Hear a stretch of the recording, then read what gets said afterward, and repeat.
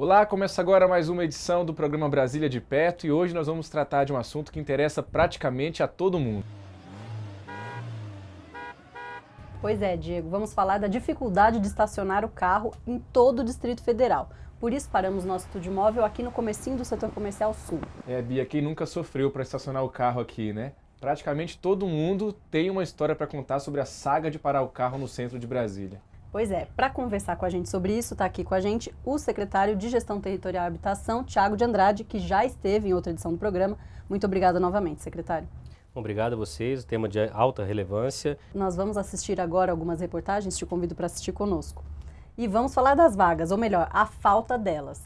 Segundo dados do Detran, o DF fechou o ano passado com 1.563.382 veículos. Desse total, 72%, ou seja, mais de 1.147.000 carros disputam todos os dias as poucas vagas existentes.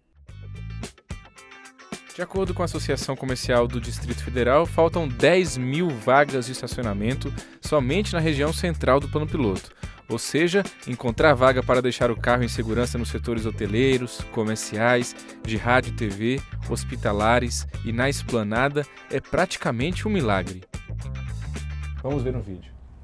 Tem muita dificuldade para você transitar, conseguir um estacionamento, para você estacionar seu carro, né? Muito carro e pouca vaga, e às vezes eles pensam em construir novos edifícios ou até comércios e não lembram de pensar na vaga do consumidor. O que eu fazia era dar um dinheiro a mais para o cara, ele tirava um carro da vaga para eu colocar o meu. Não sei como é que nós vamos fazer para resolver isso aí.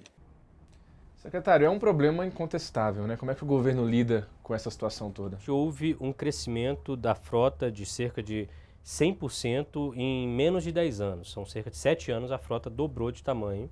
E isso é realmente avassalador para qualquer estratégia de planejamento urbano, para qualquer cidade que seja de fato uma cidade da mobilidade, em prol do pedestre. A boa notícia é que esse boom já passou e hoje o crescimento dessa frota, né, a venda de carros diminuiu e hoje a gente está voltando para níveis normais em termos de venda. Por outro lado, a gente tem estudos quantitativos e pesquisas com situações semelhantes no Brasil e no mundo.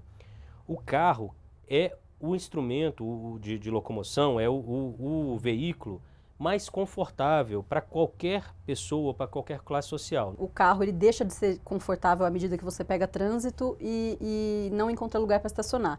Então, qual é o projeto de governo para diminuir a demanda por estacionamento? Sim, criar um sistema de rotas acessíveis ao pedestre e um sistema integrado de ciclovias.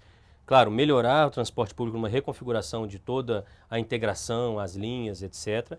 E, obviamente, você criar uma estratégia de circulação dos automóveis nos estacionamentos por meio de um programa tipo Zona Azul, que cobra pelos estacionamentos, torna os estacionamentos públicos rotativos e, eventualmente, também trabalhar em concessões de área em subsolo, estacionamentos pagos e privados e assim por diante. Uma necessidade de tornar o carro menos confortável, porque, de fato, as cidades que resolveram esse problema, o carro tem dificuldades, ou é muito caro, ou dificuldades de circulação, principalmente nos grandes centros urbanos. Eu trabalhava aqui nessa região e eu mesmo tinha muita dificuldade para estacionar aqui. E uma das alternativas era uma conhecida de todos os motoristas. Vamos conferir.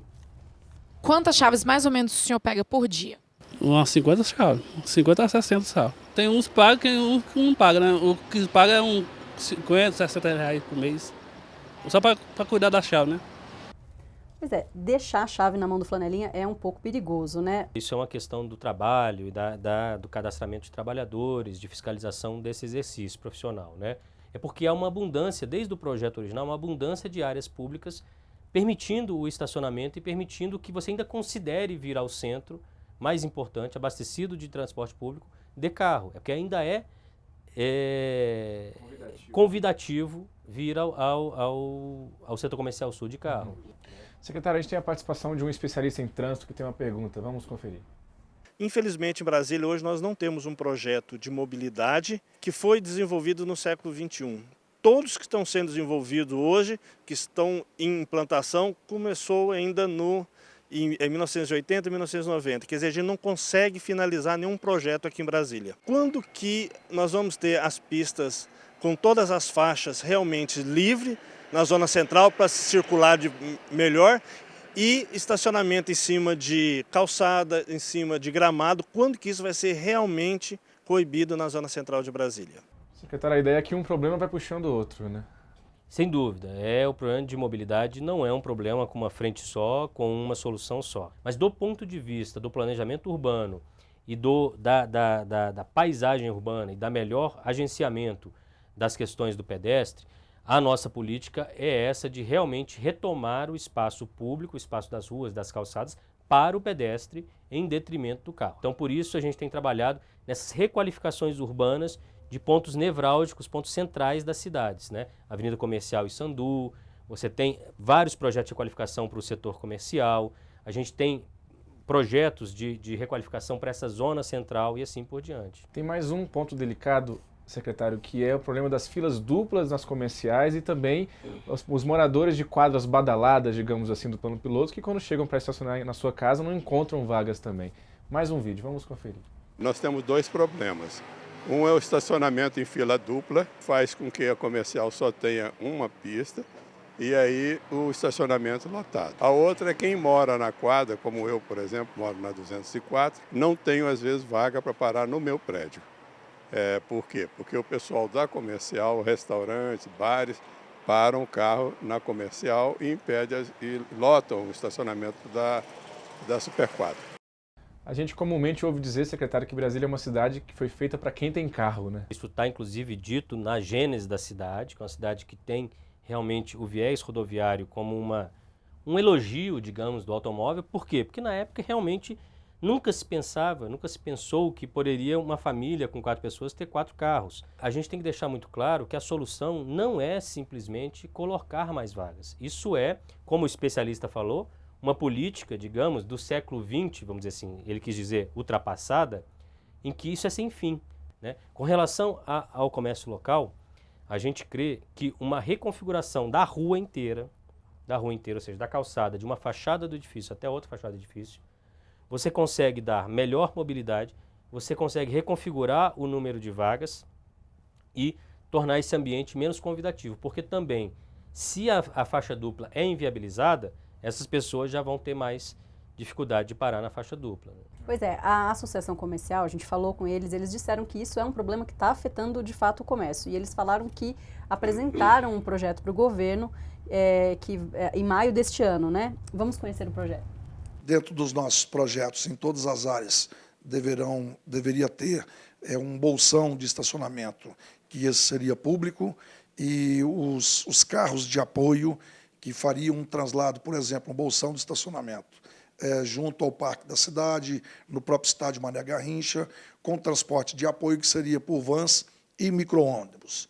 Todos os projetos já foram apresentados ao governo, o governo já nos deu até uma resposta por escrito, que já foram feitos todos os estudos preliminares e nos prometeu por escrito que até dezembro a Zona Azul estará implantada no Distrito Federal. Secretário, teve audiência pública ou vai ter sobre a criação de Zona Azul? Olha, quem está encabeçando executivamente a questão da Zona Azul e está operacionalizando é a Secretaria de Mobilidade. Mas acredito que esse debate tenha que realmente ganhar a sociedade, ficar público e ter bastantes contribuições da população. Agora, essa proposta de Zona Azul da Associação Comercial também recebi, eles também distribuíram no começo do ano para nós. Nós analisamos, fomos parte desse grupo que começou a discutir preliminarmente, como ele aponta, a Zona Azul com a Secretaria de Mobilidade. E um dos problemas que eles apontavam como solução era a demanda do comerciante nas próprias entrequadras comerciais, que muitas vezes tem as vagas tomadas pelos comerciantes e trabalhadores.